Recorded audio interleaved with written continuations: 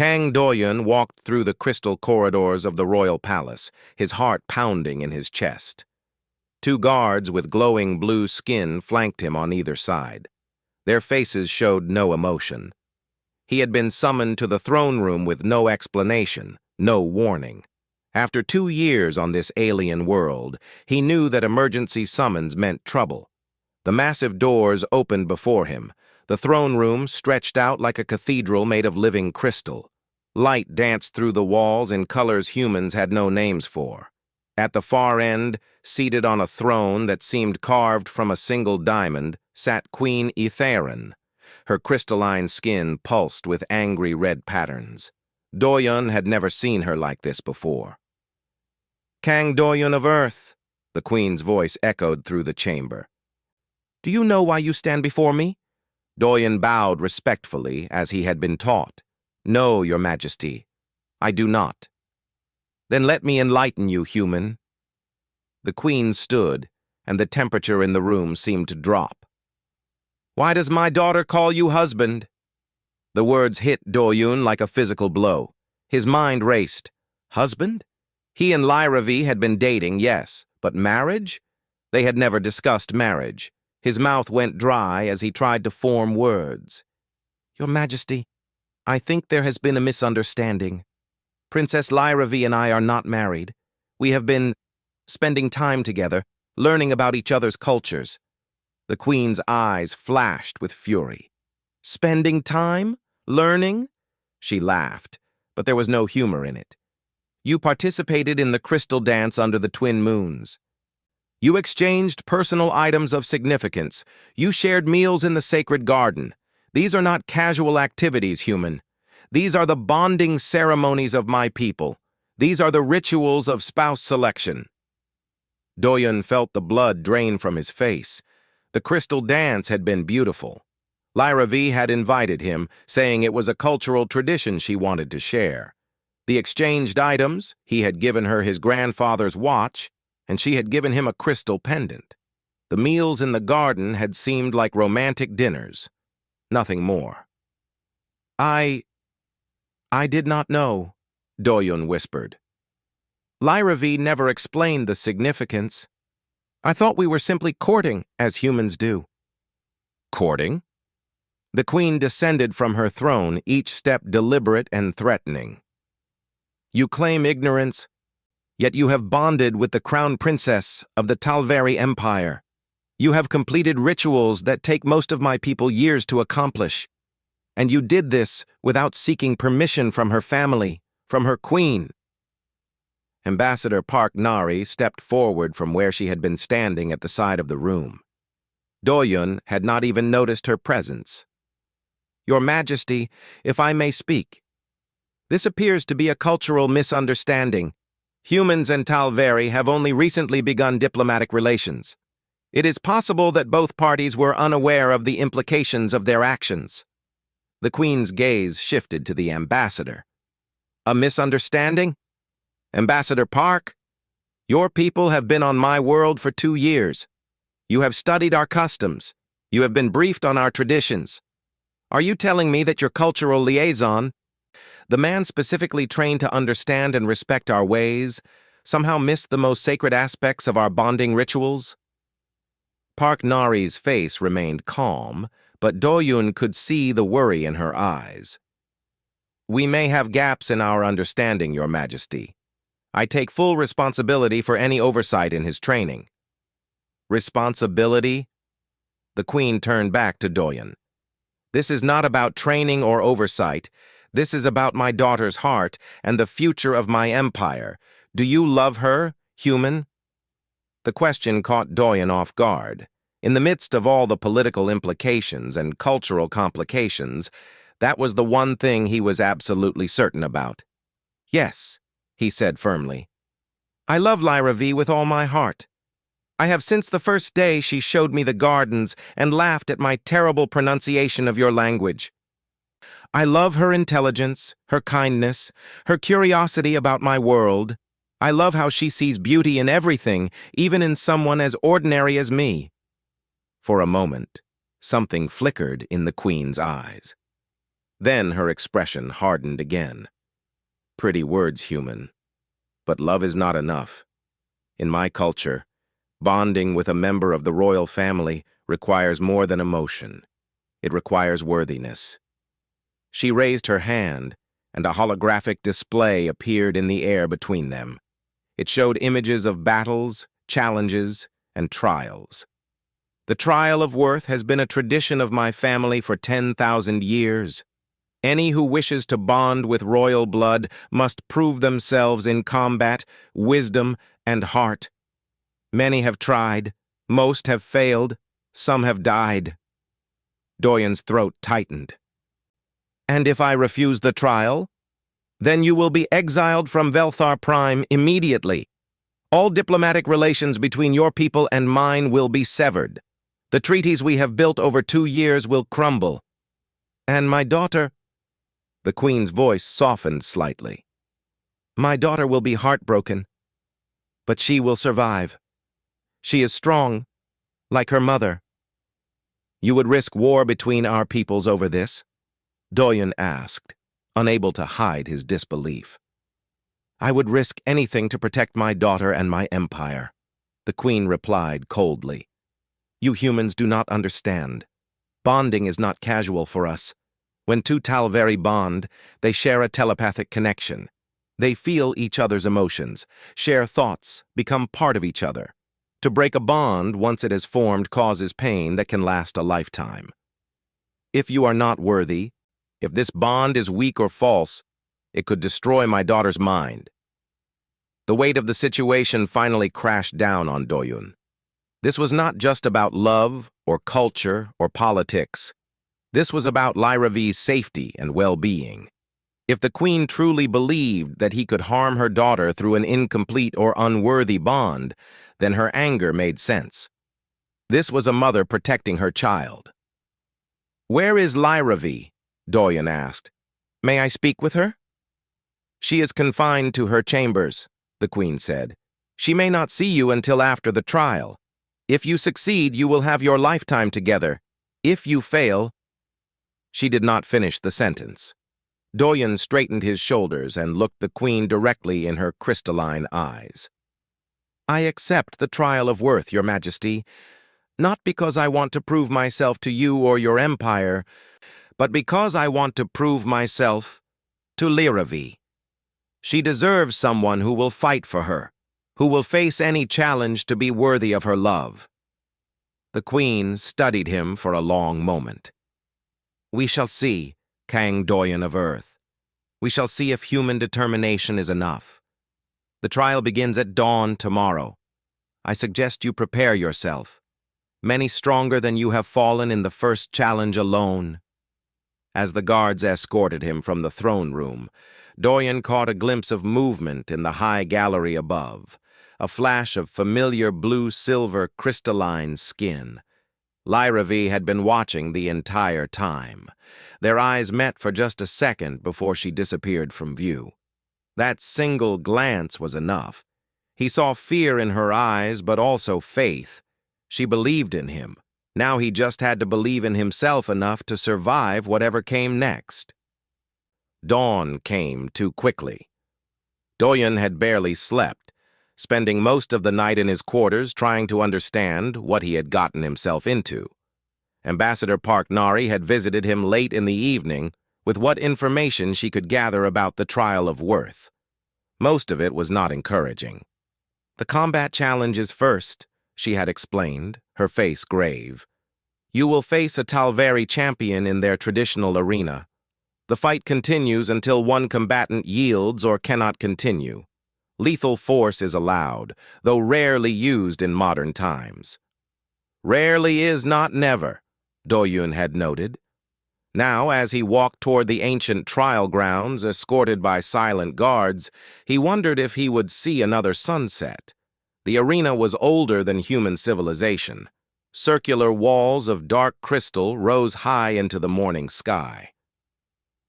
Thousands of Talveri filled the seats, their crystalline bodies glinting in the light. The air hummed with their telepathic communications, a sensation that made Doyen's skull ache. In the center of the arena stood his opponent. Commander Velcor was a massive Talveri, nearly 8 feet tall with dark purple crystalline skin that looked as hard as armor. He was the Queen's military advisor, and the look in his eyes made it clear he did not think much of humans. "This is foolish," a voice said beside Doyen. He turned to see an older human woman in a research uniform. "I am Elder Sujin, xenobiologist. I have studied the Talveri for 20 years. Their bone structure is denser than ours, their muscle fiber is stronger, and they have a natural armor that would stop most human weapons." "You cannot beat him in direct combat." "Then how do I win?" Doyun asked. "You think like a human," she replied. "Use what we are good at. Endurance, adaptability, strategy." The Queen's voice boomed across the arena, amplified by their technology. "The trial of worth begins now. First challenge, combat. The human may yield at any time, but to do so means failure. Commander Velcor will show no mercy, as is our tradition. Let the challenge begin." A horn sounded. Velcor moved with frightening speed for someone so large. His first strike would have taken Doyun's head off if he had not dropped and rolled away. The crowd roared, a sound like thunder mixed with chiming glass. Doyun kept moving, refusing to stay still. Every time Velcor attacked, he dodged or deflected rather than blocking. The Talveri's fists hit the arena floor where Doyen had been standing a moment before, cracking the ancient stone. "Stand and fight, human!" Velcor shouted. "Or are your kind all cowards?" Doyen said nothing, saving his breath. He watched and learned. Velcor was strong and fast, but his attacks followed patterns. The Talveri fought with honor and tradition, using formal stances and techniques perfected over centuries. Beautiful, but predictable. Minutes passed, then 10 minutes, 20. Velcor's attacks remained powerful, but Doyen noticed the commander was breathing harder. The Talveri were built for short, explosive fights. Humans were built for persistence hunting, for chasing prey until it collapsed from exhaustion. "Are you just going to run?" someone shouted from the crowd. Doyen kept circling, kept moving. His legs burned and his lungs ached, but he could see Velcor was tiring faster. 30 minutes into the fight, the commander's movements became slightly slower, his stances less perfect. That was when Doyen struck. He feinted left, then dove right, getting inside Velcor's guard. He did not try to punch or wrestle. Instead, he grabbed the commander's arm and used the Talveri's own momentum against him, a technique he had learned in basic self-defense training. Velcor stumbled, surprised. The crowd gasped. No one had ever made the commander stumble. Doyen did not press the advantage. He backed away, resuming his defensive pattern. But something had changed. The crowd's telepathic hum had shifted in tone. They were interested now. Velcor attacked again, angrier this time, more aggressive, but anger made him sloppy. His formal techniques gave way to raw power without precision. Doyen dodged, weaved, and occasionally struck back with quick, precise hits to joints and nerve clusters that Elder Sujin had briefed him on. 45 minutes. An hour. The sun climbed higher. Sweat poured down Doyun's face, but Velcor was visibly struggling now. The commander's crystalline skin had lost some of its luster. His breathing was labored. "Yield," Doyun said quietly during a moment when they circled each other. "You have fought with honor. There is no shame in it." Velcor's eyes flashed with rage. "A human tells me about honor. I will never yield to your kind." He charged, putting everything into one final attack. Doyen sidestepped at the last second, and Velcor's own momentum carried him forward. Doyen stuck out his leg. The commander tripped and crashed to the ground, his crystalline armor cracking against the stone floor. Silence fell over the arena. Velcor tried to rise, but his body would not respond. He had exhausted himself completely. His pride had been his downfall. Doyen stood over him, breathing hard but still standing. I do not want to hurt you, Commander. Yield, please. Velkor's face twisted with emotion, rage and humiliation and something else. Respect, perhaps. I yield, he whispered. The crowd erupted. Half seemed to be cheering, half seemed outraged. Doyen had won, but not in the way anyone expected. He had not overpowered the champion. He had simply outlasted him. Queen Itharin stood from her seat in the royal box. Her expression was unreadable. The human has passed the first challenge through unconventional means. Some may call it cowardice. Others may call it wisdom. I call it interesting. Guards helped Velkor from the arena floor. As they passed Doyen, the commander stopped and looked at him. You fought smart, human. I underestimated you. I will not make that mistake again. There was no friendship in his words, but there was acknowledgement. Doyen nodded respectfully. As he was escorted from the arena, he saw her. Lyravi stood in a guarded balcony, her silver-blue crystalline skin glowing in the sunlight. She was smiling, tears streaming down her face. She pressed her hand to her heart, then extended it toward him. A Talveri gesture of love and faith. Doyen repeated the gesture back to her before the guards pulled him away. Back in his quarters, Elder Sujin was waiting with medical supplies and information. You survived. I am honestly surprised, but the next challenge will be harder. The trial of wisdom is not about physical endurance. It is about understanding their culture at a level deeper than most Talveri themselves achieve. What do I have to do? Doyun asked, wincing as she treated cuts and bruises on his arms. Solve a riddle, she said. It sounds simple, but it is not. The riddle has killed 3 challengers in the last century. Their minds could not handle the paradox. They went mad trying to find an answer that fit Talveri logic. What is the riddle? No one knows until you are in the sacred library facing it. Each challenger receives a different version, tailored to test their specific understanding. She paused. Doyun, if you cannot solve it, the best outcome is failure. The worst outcome is losing your mind. He leaned back against the wall, exhausted. Then I will solve it. I did not come this far to give up. That night, Lyravi's younger sister Kira appeared at his door. She looked around nervously, clearly not supposed to be there. I cannot stay long. My sister wanted you to know something. The Wisdom Challenge tests whether you can think like a Talveri while remaining true to yourself. Do not try to be one of us. Be human. That is what my sister loves about you. Before he could respond, she vanished down the corridor. Doyen lay on his bed, staring at the ceiling. Be human. Think like a human. Perhaps that was the key. Perhaps the riddle had no answer in Talveri logic because it required a different perspective entirely. The next morning, he would find out if he was right or if he would become the 4th mind claimed by the trial of wisdom. The sacred library of ancestors was not what Doyen expected. Instead of books and screens, the vast chamber contained thousands of crystal pillars that glowed with internal light. Each pillar held the recorded memories and knowledge of ancient Talveri. The air itself seemed to hum with the weight of millennia. Archivist Hyon greeted him at the entrance. Unlike most Talveri Doyun had met, Hyon's crystalline skin was pale green, almost translucent. His eyes held kindness that seemed rare among the Queen's court.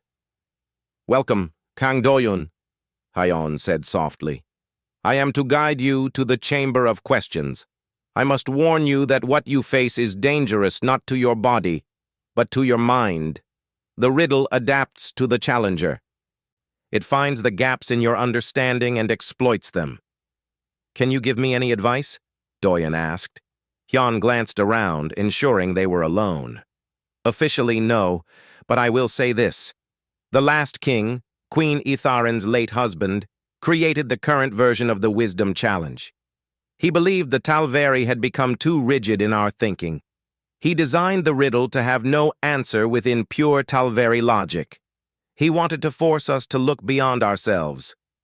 The archivist smiled sadly.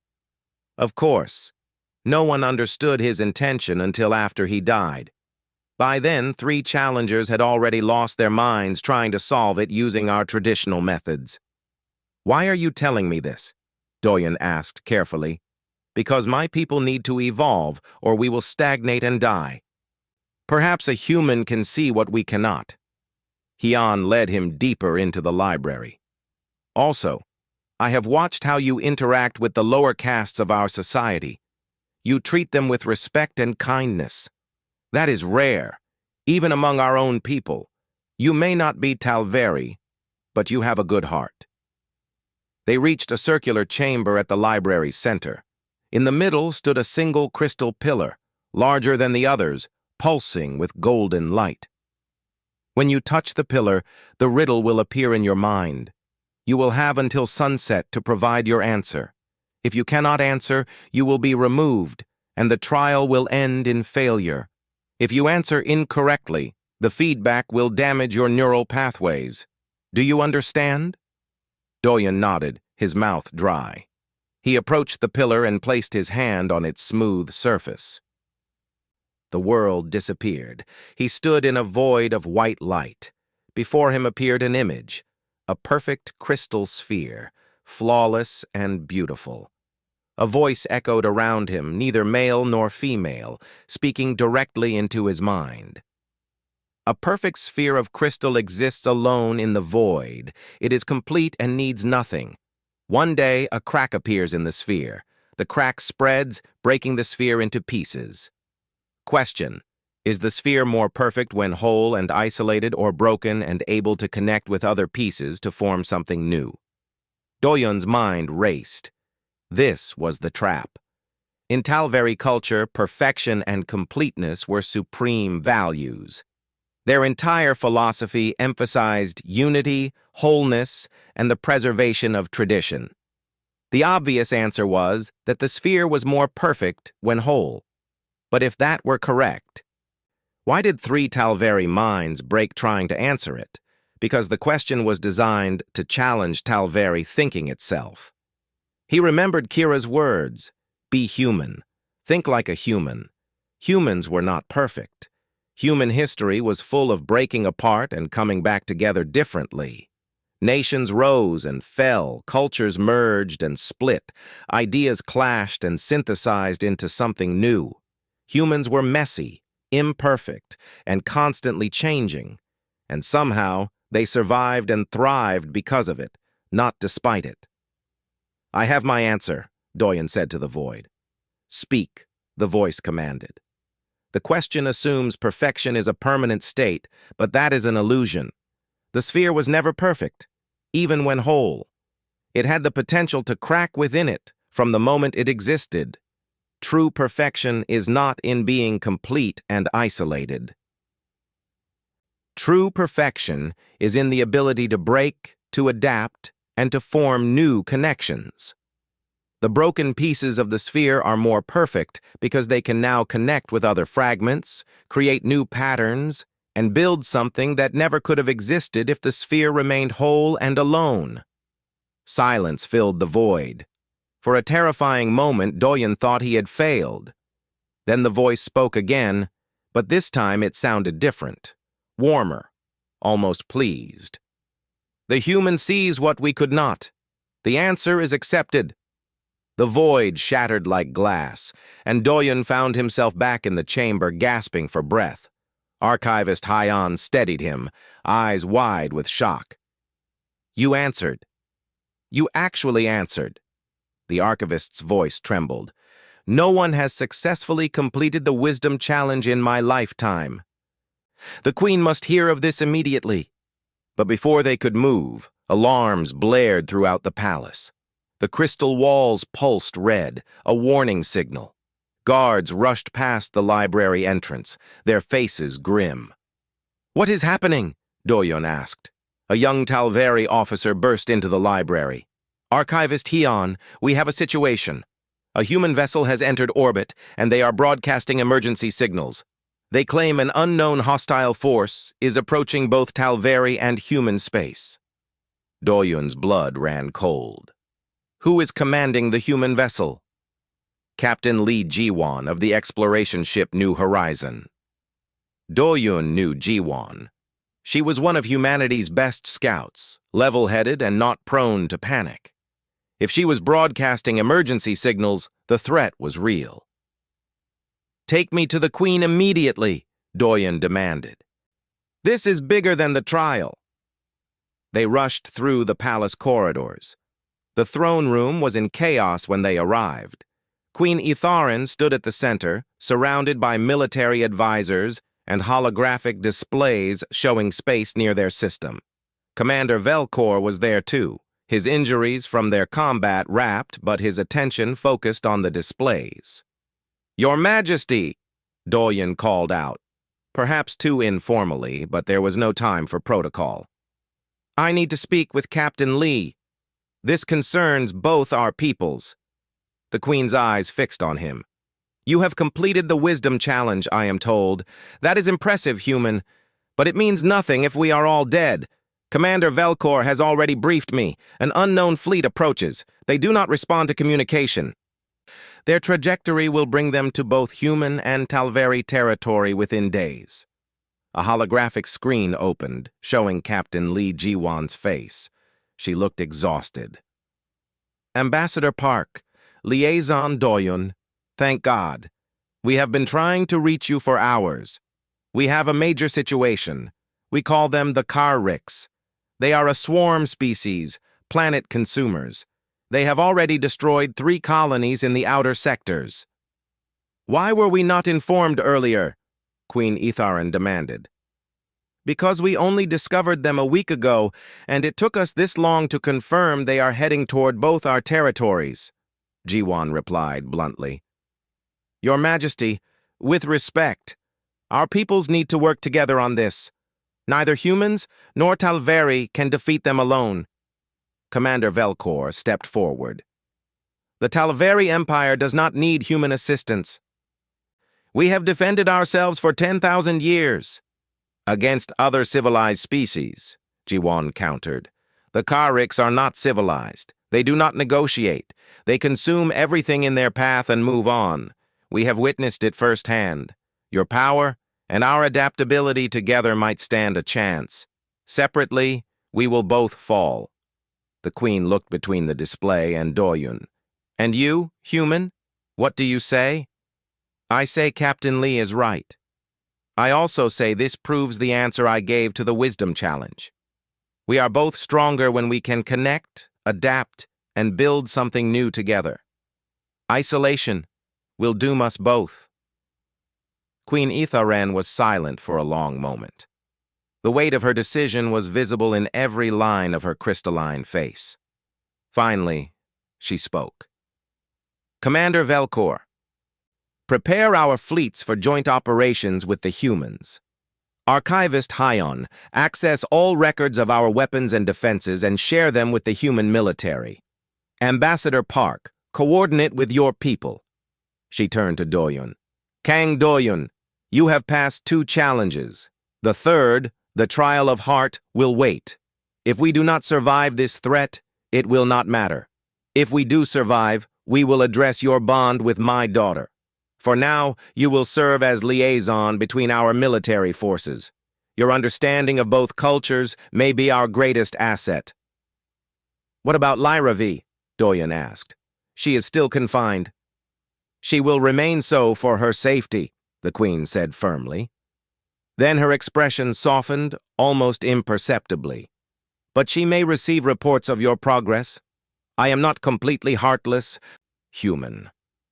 As the room erupted into organized chaos with military planning and coordination, Doyun felt a strange telepathic sensation, like a whisper in his mind. He could not understand the words, but he recognized the feeling. Lyra V was reaching out to him through their incomplete bond. She was afraid, but also proud. He tried to send feelings back: determination, love, hope. The trial of worth had been interrupted by something far more important. Now the trial was not just about proving himself worthy of a princess. It was about proving that humans and Talveri could truly stand together when it mattered most. 3 days of preparation felt like 3 hours. The Karrix fleet was approaching faster than anyone had predicted. In the war room, human and Talveri officers worked side by side, though tension crackled in the air. Trust was not built in days. Doyen stood between Admiral Kim Tae-hyung of the Human Defense Fleet and Commander Velcor, translating not just words but intentions and strategies. It was exhausting work, made harder by the stress of impending battle. "The Talveri want to meet the Karrix head-on," Admiral Kim said, frustration evident in his voice. "That is suicide against a swarm species. We need hit-and-run tactics, divide their forces." "The Talveri do not run from battle," Velcor replied coldly. "It is dishonorable." "It is survival," the Admiral shot back. Doyen rubbed his temples. "Commander, the Admiral is not suggesting cowardice. He is suggesting strategy. Your ships have superior firepower. Human ships are faster and more maneuverable. If your fleet draws their attention while our ships strike from multiple angles, we can do more damage with fewer losses." Velcor's crystalline skin flickered with annoyance, but he nodded slowly. "I will consider this approach." Small victories. Every conversation was a negotiation, every plan a compromise. But slowly, the joint defense strategy was taking shape. Late that night, Doyen was reviewing tactical displays when guards entered his temporary quarters. "Liaison Doyen, Queen Itharen requests your presence in the Crystal Chamber of Souls." His heart skipped. The Chamber of Souls was where the trial of heart took place. Now, in the middle of war preparations? "The Queen insists." When Doyen arrived at the chamber, he found not just the Queen, but also Lyra. This was the first time he had seen her up close since the trial began. She looked tired, worried, but her eyes lit up when she saw him. "Doyen," she whispered, her voice breaking slightly. He wanted to run to her, to hold her, but the Queen's presence kept him in place. "Your Majesty, why have you summoned me?" Queen Itharen stood beside a massive crystal formation that pulsed with soft blue light. "Because war changes everything. You have proven yourself in combat and wisdom, but the trial of heart remains incomplete. If we go into battle tomorrow and one or both of you dies with your bond unfinished, it will cause pain to my daughter that I cannot bear." Lyra stepped forward. "Mother, you cannot ask him to risk this now. The bonding ceremony could kill him. His mind is not built for our telepathic connections." "I am aware of the risks," the Queen said quietly, "but the risk of you losing him without completing your bond is worse. I have seen what incomplete bonds do to our people. The grief never heals." She turned to Doyen. "I am offering you a choice, human. Complete the trial of heart now, before battle. If you succeed, you will be bonded to my daughter fully. If you fail, you will die or go mad. But if you refuse and die in battle tomorrow, Lyra will suffer an incomplete bond for the rest of her life." Doyen looked at Lyra. "What do you want?" Tears streamed down her crystalline face. "I want you safe. I want you alive. I do not care about the bond if it means risking you." "But you will suffer if I die with it incomplete," Doyen said gently. "Your mother is right. We need to finish this." "You do not understand what you are agreeing to," Lyra said desperately.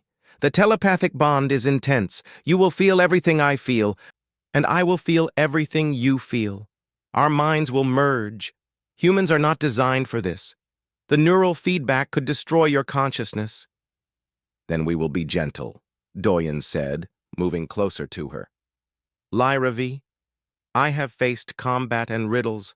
I can face this too. For you, I will face anything." Queen Itharen's expression softened in a way Doyen had never seen. "You truly love her. I doubted it before, thought perhaps you were an opportunist seeking power. But I see now that you are simply a fool in love." She said it almost fondly. "Very well. The bonding ceremony will begin. I will oversee it personally to ensure it is done safely. The queen guided them to the center of the crystal formation. Place your hands together, foreheads touching. Lyra V, you must open your mind slowly.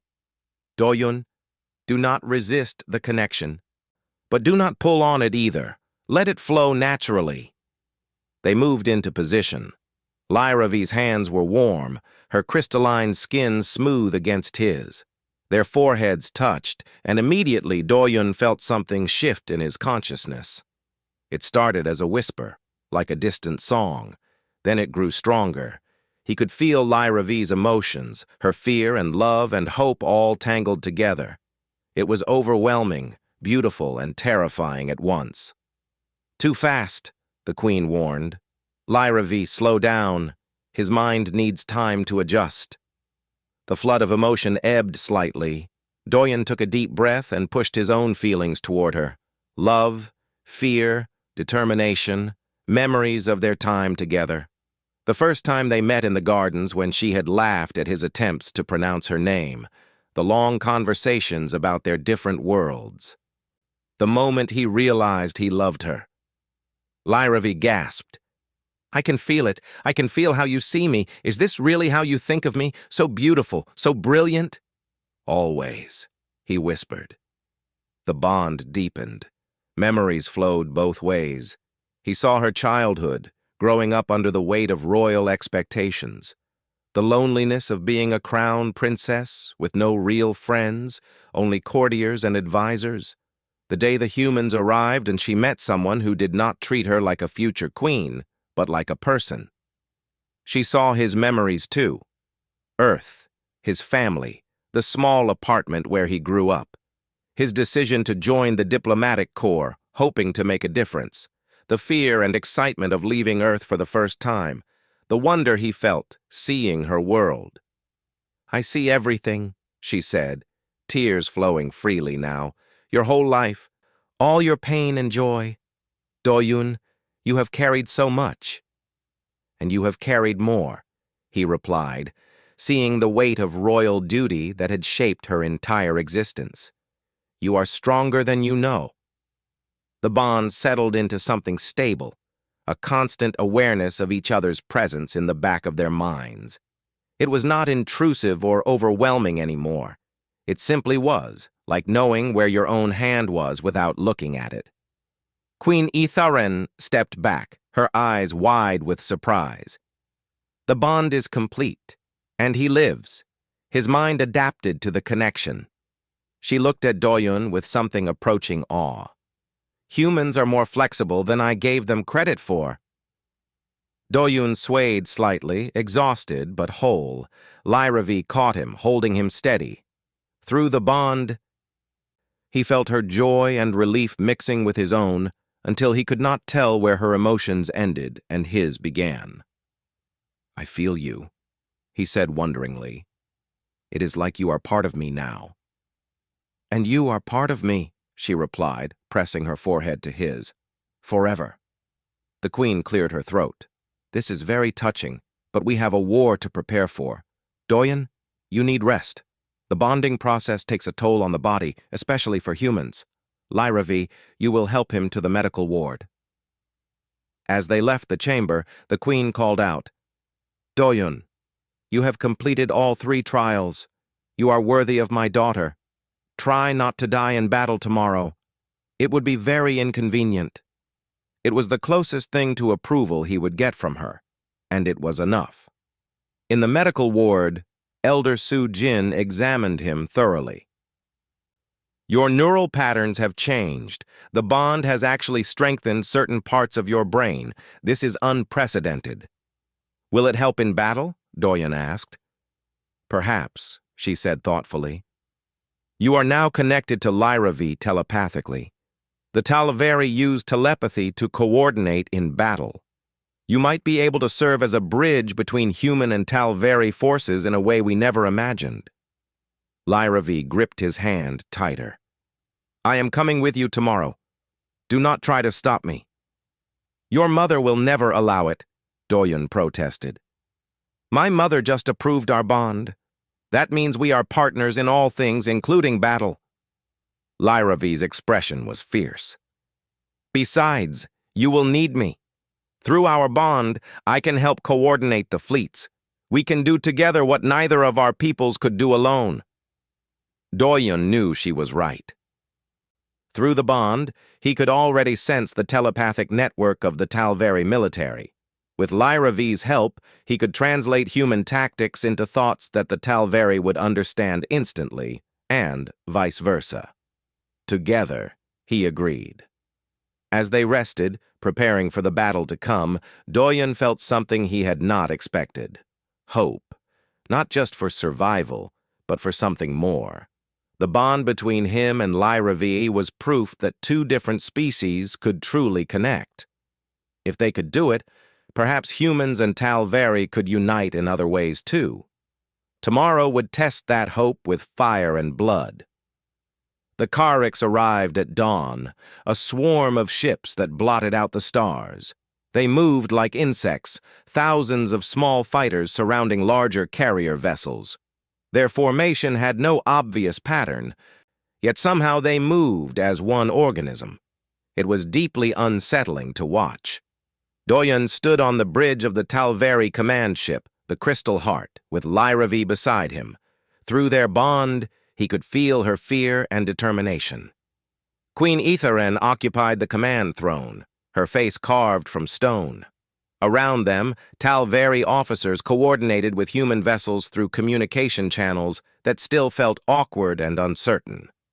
"All ships report ready," Commander Velkor announced. "Human fleet is in position as agreed." On the view screen, Admiral Kim Tae-hyung appeared from the human flagship. "We are ready, Your Majesty.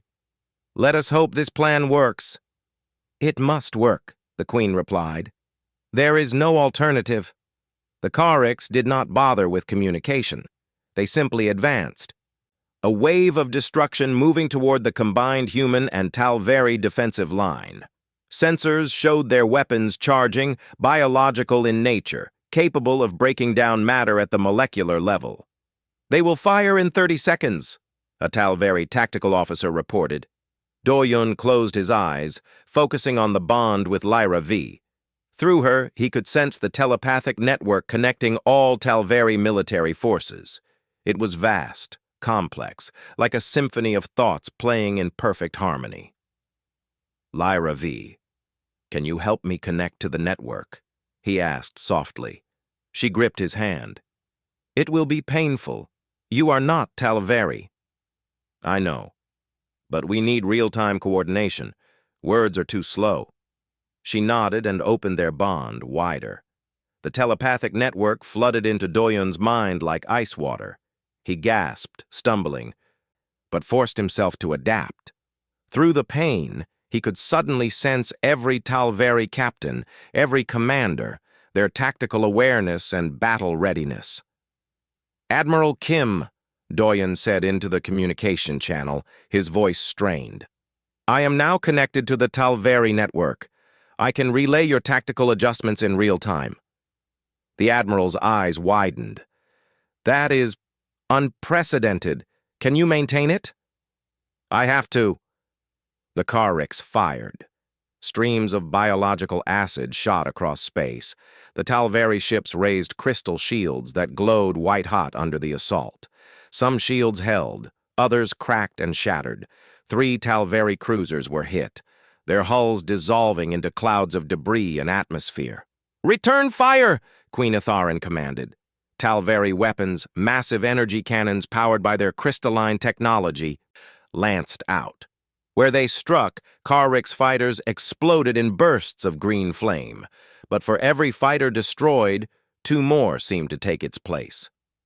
"Human fleet, execute pattern Delta," Admiral Kim ordered.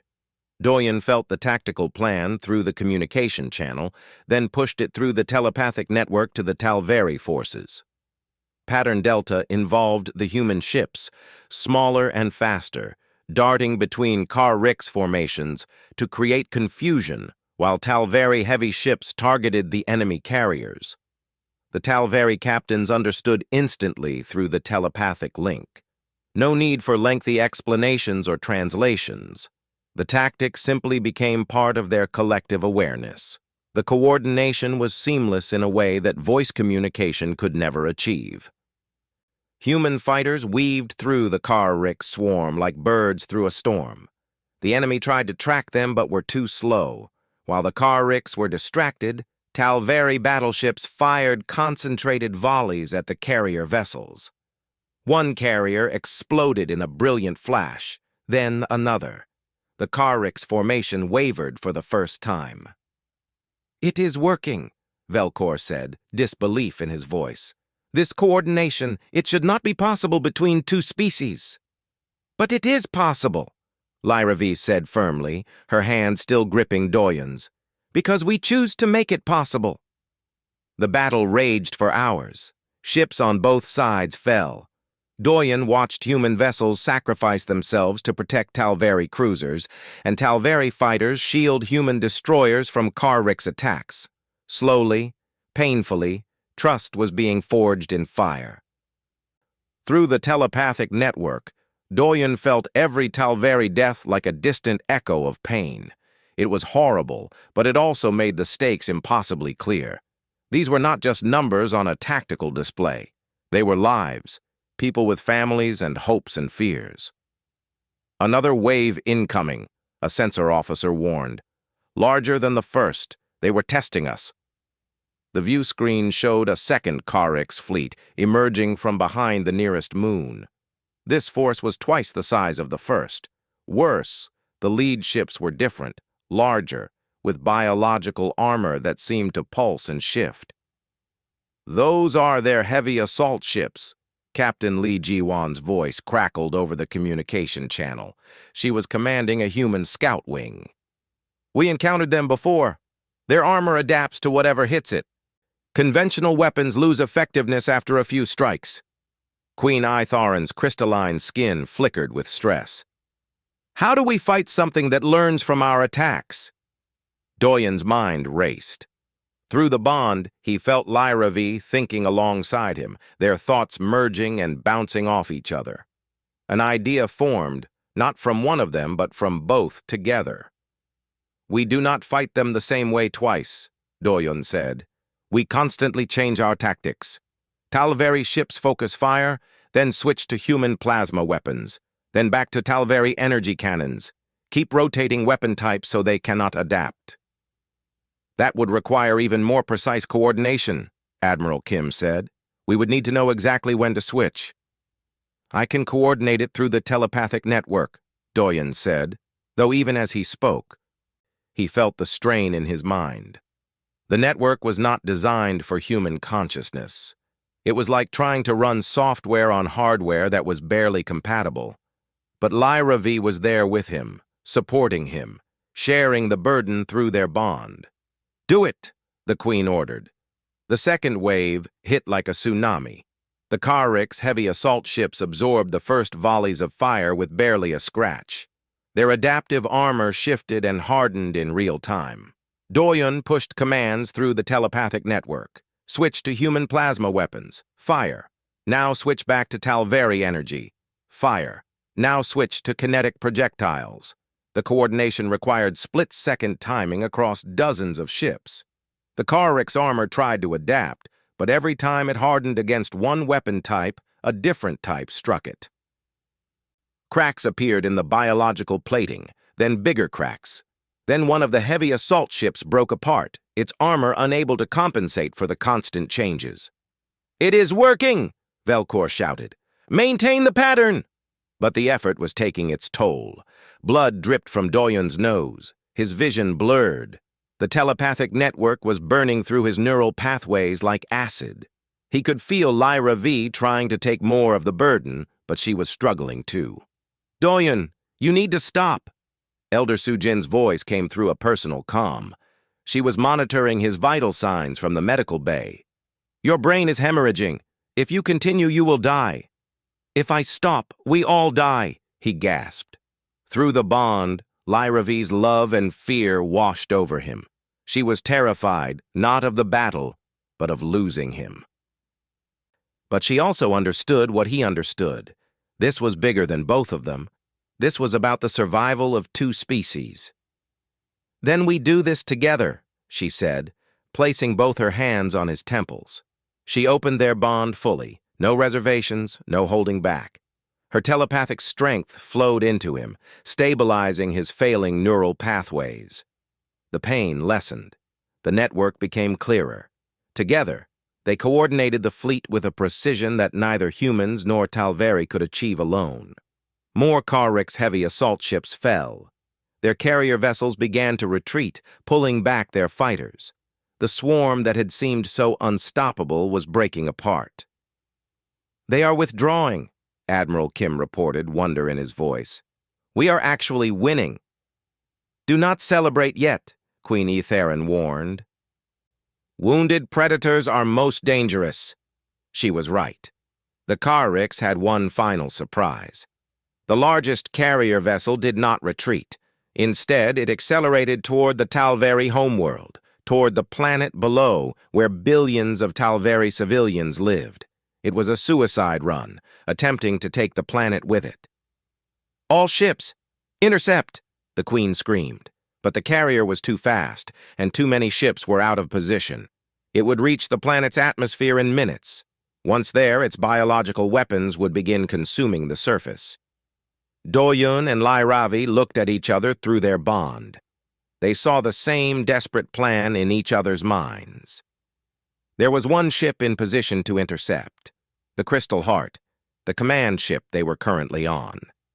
"Your Majesty," Doyun said quietly, "we can stop it, but we need you to order the Crystal Heart to ram the carrier." Every officer on the bridge turned to look at them in shock. The Queen stood slowly from her command throne. "That would destroy this ship, kill everyone aboard." "The escape pods can launch before impact," Lyravi said. "Most of us can evacuate, but someone needs to stay and pilot the ship. Someone needs to maintain the course." "I will do it," Velcor said immediately. "It is my duty." "No," Queen Etherin said softly. "It is mine." "Mother, no!" Lyravi cried out. The Queen smiled, sad but certain. "I am Queen. My first duty is to my people. If this is what it takes to save them, then this is what I will do." She turned to Velcor. "Get everyone to the escape pods. That is an order." Chaos erupted on the bridge, officers protesting, arguing, refusing to leave their queen. But Itherin's voice cut through it all like a blade. "Enough. You will obey me now as you have always obeyed me. Go. Live. Tell the story of the day humans and Talveri stood together. Tell them it was worth every sacrifice." Doyen felt Lyravi's anguish through the bond, so intense it brought him to his knees. But there was no time. The carrier was almost to the planet. The evacuation was chaos. Alarms blared throughout the Crystal Heart as crew members rushed toward escape pods. Doyen helped Lyravi toward the nearest pod bay, but she fought him every step. "I cannot leave her," Lyravi sobbed. "She is my mother. I cannot just let her die." Through their bond, Doyen felt her grief like a physical wound, but he also felt something else. A strange determination from Queen Etherin herself. Transmitted through the telepathic network, the Queen was not afraid. She was at peace. "Your mother is doing what she must," Doyun said gently. "We honor her by surviving, by building the future she is dying to protect." They reached the pod bay. Around them, Talveri officers and crew evacuated in organized lines despite their emotional turmoil. Velcor was directing the evacuation, his face grim but focused. "All personnel accounted for except the Queen," Velcor reported. "We launch in 30 seconds. On the view screen, they could see the Crystal Heart accelerating toward the Karrik's carrier. The carrier tried to change course, but it was too committed to its descent. The two massive ships were on a collision trajectory. Suddenly, a communication channel opened. Queen Itherin's face appeared on every screen throughout the ship and fleet. She sat on her command throne, alone on the bridge, looking more regal than ever. "My people, my allies," she began, her voice calm and strong. "Today, we faced extinction. Today, we chose to stand together instead of falling apart. Talveri and humans, different in form, but united in spirit. I am honored to give my life so that this unity can continue.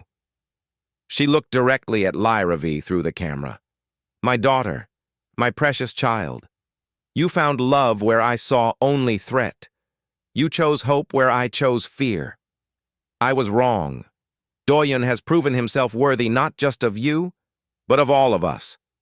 Build the future I could not imagine. Make my sacrifice mean something. Tears streamed down Lyra's crystalline face, distorting the light within her. Mother, please. Be happy, the queen said simply. That is my final order as your queen and my final wish as your mother. Now go. All pods launch immediately. That is a royal command. The screen went dark. The escape pods began firing away from the crystal heart.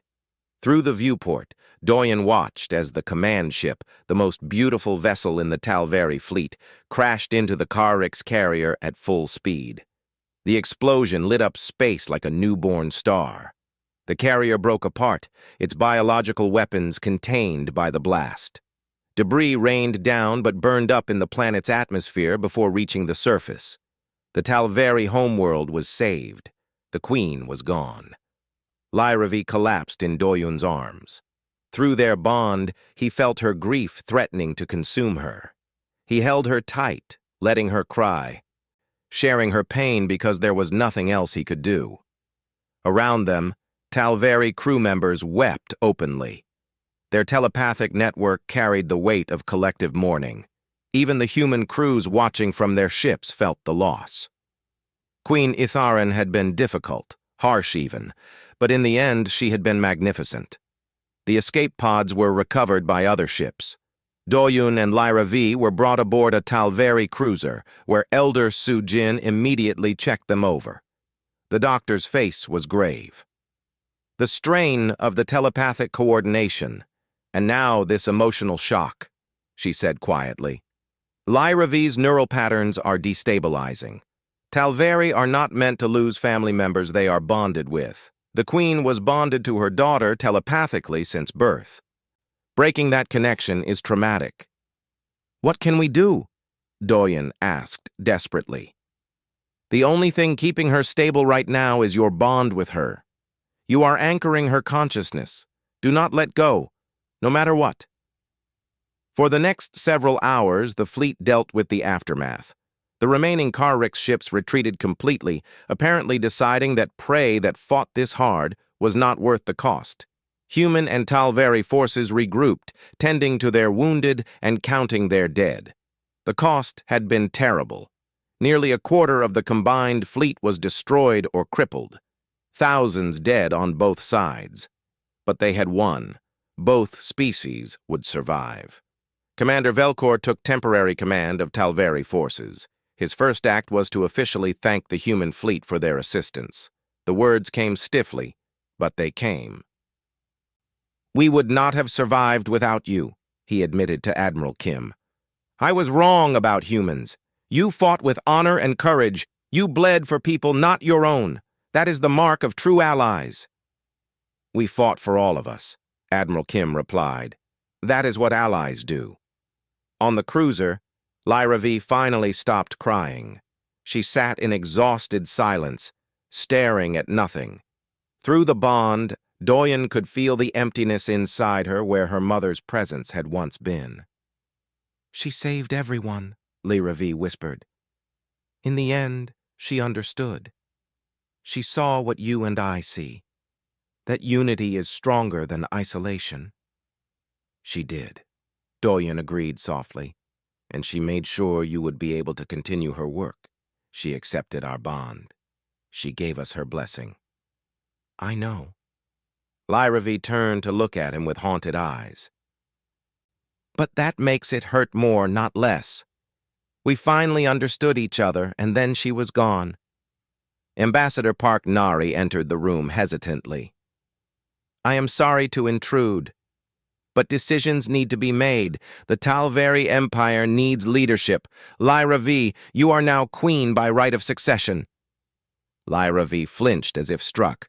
I cannot. I am not ready. My mother ruled for 200 years. I have barely lived 30. Ready or not, your people need you, Parknari said gently. They are mourning and afraid. They need to see that the royal line continues, that there is still order and hope. Through the bond, Doyen felt Lyra V's panic rising. She was right. She was not ready for this. How could anyone be ready to become queen under these circumstances? She will not be alone, Doyun said firmly. I am her bonded spouse. Where she goes, I go. I will support her in whatever she needs. A human as royal consort, Velcor said, having entered behind the ambassador. That is unprecedented. Everything about these last few days has been unprecedented, Doyen replied. We just fought a war together. We coordinated across species in ways no one thought possible. Maybe it is time to make unprecedented the new normal. Velcor studied them both for a long moment. Then he did something that shocked everyone. He knelt, placing his fist over his heart in the Talveri gesture of absolute loyalty. My queen, he said to Lyra V, I pledge myself to your service, and to your consort's service as well. He has proven himself in battle and in wisdom. If he is good enough for you, he is good enough for the Empire. Other Talveri officers in the room followed suit, kneeling and pledging loyalty. Through the telepathic network, Doyun felt the gesture spreading. Across the fleet, Talveri were accepting Lyra V as their new queen and accepting him as her partner. Lyra V looked overwhelmed. Through their bond, Doyun sent waves of support and love. You can do this, we can do this, together. She took a deep breath and stood, straightening her shoulders. Some of her mother's strength showed through in her posture. Thank you, all of you. I accept the responsibility of queen, though I will never be able to fill my mother's place. But I will try to honor her memory by continuing what she started in her final moments. The alliance between Talveri and humans will not just survive, it will thrive. She turned to Admiral Kim on the communication screen. Admiral, in my first act as queen, I formally propose a permanent alliance between our peoples. Not just military, but political, cultural, and scientific. We have proven we are stronger together. Let us make that official. Admiral Kim smiled, tired but genuine. I will carry that proposal to Earth immediately, Your Majesty. I believe you will find enthusiasm for it. After what we have witnessed, how could anyone argue against unity? The next hours were a blur of decisions and protocols, arrangements for Queen Itharen's memorial, coordinating repair efforts for damaged ships, beginning formal discussions about the alliance structure. Through it all, Doyun stayed at Lyra V's side. When she wavered, he supported her. When she doubted, he reminded her of her strength. And when grief threatened to overwhelm her again, he was there to share the burden through their bond. Late that night, they finally had a moment alone. They stood on an observation deck, looking out at the stars and the Talveri homeworld below, scarred but saved. I am terrified, Lyra V admitted quietly. I do not know how to be queen. I do not know if I am strong enough. Your mother was terrified too, Doyun said. In those final moments, I felt it through the network. She was afraid, but she did what needed to be done anyway. That is what real strength is, not the absence of fear, but acting despite it. Will you really stay with me? Even though being royal consort to an alien queen will make your life infinitely complicated? Doyen took her hand. Through the bond, he sent everything he felt: love, commitment, determination. I stayed through combat trials, riddles that could break my mind, and a telepathic bonding that should have killed me. I stayed through war and grief and loss. Why would I leave now? You are my home, Lyra V. Wherever you are, that is where I belong. She leaned against him, drawing strength from his presence. "Together," she whispered. "Always together," he confirmed. Far above them, human and Talveri ships flew in formation, a sight that would have been unthinkable just days ago. Below, on the planet's surface, reports were coming in of humans and Talveri helping each other in rescue operations, sharing medical supplies, working side by side. The war had ended, but something new was beginning. Not just an alliance of convenience, but a genuine partnership built on sacrifice, trust, and the bonds between individuals who chose to see past their differences. The hardest battles, they both knew, were still ahead.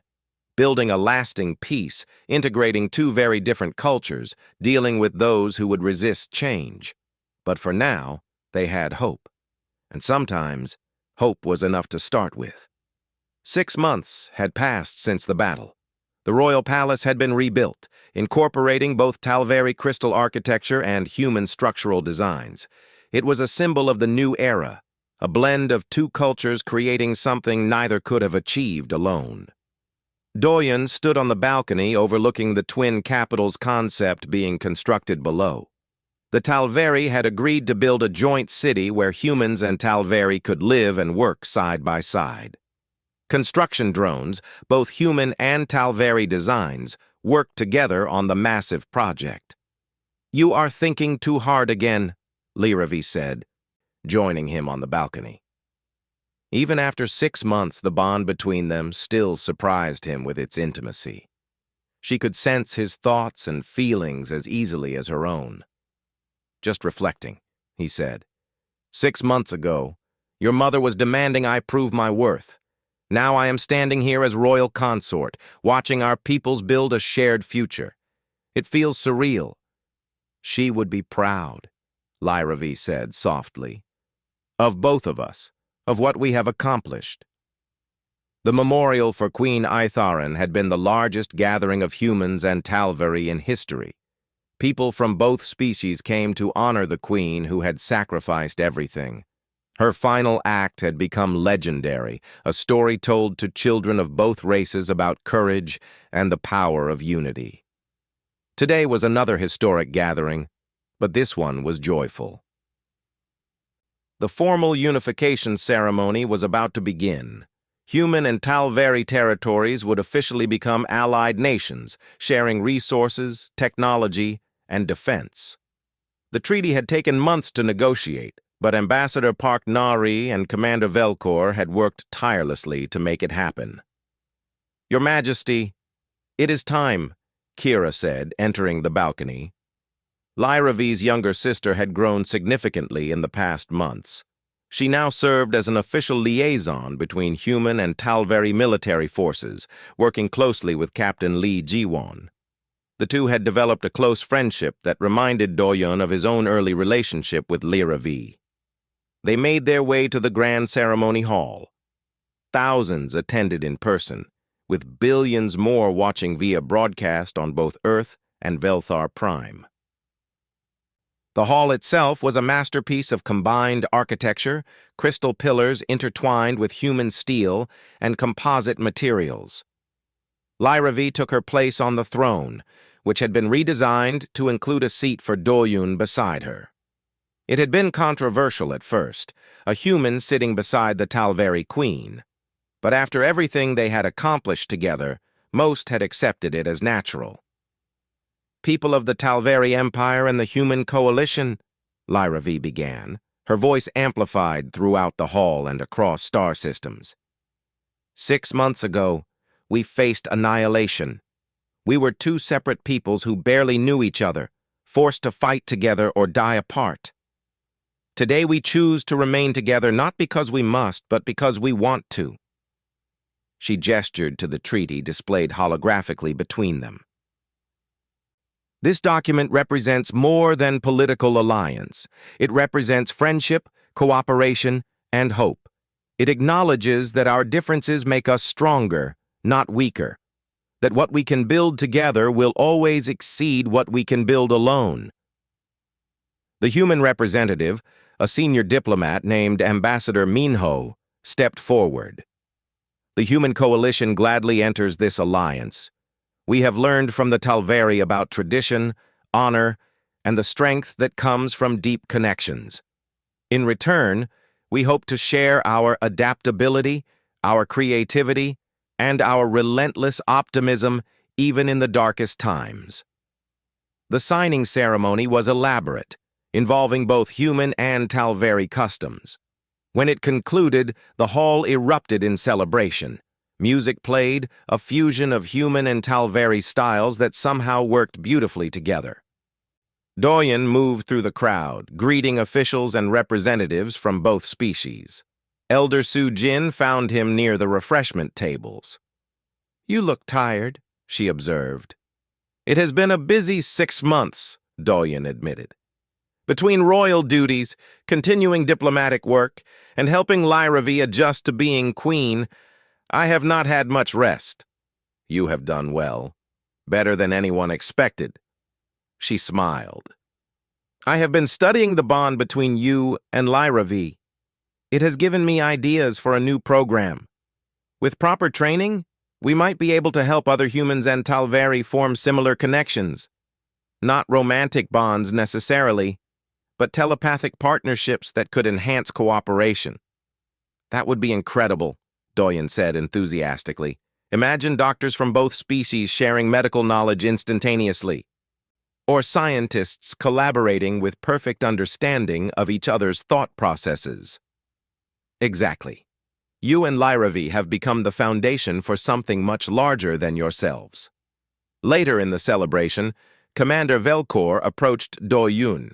The Talveri commander had changed significantly since their first fight in the arena. He was no longer hostile or dismissive of humans. If anything, he had become one of the Alliance's strongest supporters. "Doyun, may I speak with you privately?" Velkor asked. They moved to a quieter corner of the hall. Velkor seemed uncomfortable, which was unusual for him. "I owe you an apology," he said finally. "When you first arrived, I saw you as a threat. I believed humans would corrupt our ways, weaken our traditions. I was wrong. You have not weakened us. You have helped us evolve." "You do not need to apologize," Doyen said. "You were protecting your people and your culture. That is honorable." "Perhaps. But I let prejudice cloud my judgment. You proved yourself in combat, not through superior strength, but through strategy and endurance. Human traits that I had dismissed as weakness." Velkor paused. "I have been working with Captain Lee Jiwon on joint military protocols. She is brilliant, frustrating, and completely unlike any warrior I have known. I find myself respecting her greatly." Doyen smiled, recognizing the subtext. "She is a remarkable person." "Yes, she is." Velkor's crystalline skin flickered with what might have been embarrassment. "How does one approach a human about potential bonding? Your customs are very different from ours." "Start with honesty," Doyen advised. "Tell her how you feel. Humans appreciate directness in matters of the heart." As the celebration continued, Doyen found himself reflecting on how much had changed. The arena where he had fought Velkor was now a training facility where humans and Talveri practiced together. The sacred library had opened its archives to human scholars. Human technology was being integrated with Talveri systems, creating innovations neither species could have developed alone. Most importantly, the barriers of fear and mistrust were crumbling. Children of both species played together in the new joint schools. Scientists collaborated on research projects. Artists created works that blended both aesthetic traditions. Late that night, after the celebration ended, Doyun and Lyravi returned to their private quarters. She looked exhausted, but happy. "It went well," she said, removing her formal crown and setting it aside. "Better than I dared hope." "Your mother would have been proud," Doyen said, not for the first time. "You have honored her sacrifice by building something beautiful." Lyravi came to stand with him at the window overlooking the city. Through their bond, he felt her contentment mixed with a flutter of nervous excitement. "There is something I need to tell you," she said quietly. Doyen turned to look at her. "What is it?" She took his hand and placed it on her abdomen. Through the bond and through touch, he suddenly felt it. A new presence, small and fragile but growing. A consciousness that was neither fully Talveri nor fully human, but somehow both. "We are going to have a child," Lyra V whispered. Doyen's mind reeled. They had known it was theoretically possible. Elder Sujin had confirmed their biology was compatible enough, but knowing it was possible and experiencing the reality were completely different things. "A child," he breathed. "Our child." "The first human Talveri hybrid," Lyra V said, her eyes searching his face. "I know this is unexpected. The medical implications alone are complex, and politically, there will be reactions from both species." Doyen pulled her close, letting his joy and wonder flow through their bond. "This is perfect. Challenging, yes. Complicated, absolutely, but perfect." Through the window, they could see the lights of the joint city below, human and Talveri living and working together. Above, human and Talveri ships patrolled in perfect coordination. And here, in their quarters, they held the future in its most literal form. The next morning, they announced the pregnancy to their inner circle. Reactions varied. Elder Sujin immediately began planning medical protocols, excited by the scientific implications. Ambassador Park Nari worried about political ramifications, but quickly moved to managing public communications. Commander Velcor surprised everyone by being genuinely happy for them, his time with Captain Lee Ji-won apparently softening him further. When they made the public announcement, the response was overwhelming. Some opposed it on both sides, claiming it was unnatural or a dilution of their species, but most celebrated it as the ultimate symbol of the alliance. A child who would carry the heritage of both peoples in their very DNA. Queen Etharin's voice seemed to echo in Doyen's memory. Her last words to her daughter. "Be happy. That is my final order as your queen and my final wish as your mother." They were happy. Despite the challenges ahead, despite the weight of responsibility and the complexity of their situation, they were genuinely happy. Months passed. Lyra V's pregnancy progressed under careful medical supervision from both human and Talveri doctors. The baby seemed healthy, developing traits from both species in fascinating ways. They would have their father's adaptability and their mother's telepathic potential. What that combination would create remained to be seen. The joint city was completed and named Unity, a simple name that carried profound meaning. Families from both species moved in, tentatively at first, then with increasing confidence. Children played together in parks designed for both species, learning each other's languages and customs naturally. Archivist Hyon and Elder Sujin published the first joint history of both species, a massive work that became required reading in schools on both worlds. Captain Lee Ji-won and Commander Velcor formalized their own bond, providing another example of human-Talveri partnership. The program Elder Sujin had proposed became reality. Carefully selected humans and Talveri formed telepathic partnerships, creating unprecedented levels of cooperation in science, medicine, and engineering. The technology and discoveries that emerged from these partnerships amazed both civilizations. When Lyra V went into labor, it was the most stressful day of Doyun's life. Human and Talveri medical teams worked together, navigating the unique challenges of a hybrid birth. Through the bond, he felt Lyra V's pain and fear, but also her determination and love. After hours that felt like years, they heard a cry, not quite human, not quite Talveri, but beautiful in its uniqueness. Their daughter was born healthy, a miracle of two species becoming one. She had her mother's crystalline skin, but softer and more flexible. Her eyes were human in shape, but carried the luminescence of Talveri biology. She was perfect. "What should we name her?" Lyra V asked, exhausted but glowing with joy. Doyun thought for a moment. "Etha, after your mother. After the queen who made all of this possible." Tears streamed down Lyra V's face. "Yes, Etha, our bridge between worlds." When they presented baby Etha to the people, both human and Talveri celebrated. She was not just their daughter. She was proof that two species could truly become one family. She was the future made flesh. Years would bring challenges. There would be those who resisted change, who clung to old prejudices. There would be political tensions and cultural misunderstandings. But there would also be continued growth, deeper connections, and an alliance that grew stronger with each passing day. Doyun stood on the balcony once more, this time holding his daughter while Lyra V rested. He looked out at the twin capitals, Earth's and Velthar's, connected now by regular transport routes and constant communication. He thought about Queen Aitharen's angry question that had started everything. "Why does my daughter call you husband human?" Now he understood the full answer. Not because of any trial or test, not because of political convenience or cultural exchange, but because some bonds transcend species, tradition, and even empires. Because love and partnership can bridge any divide if given the chance.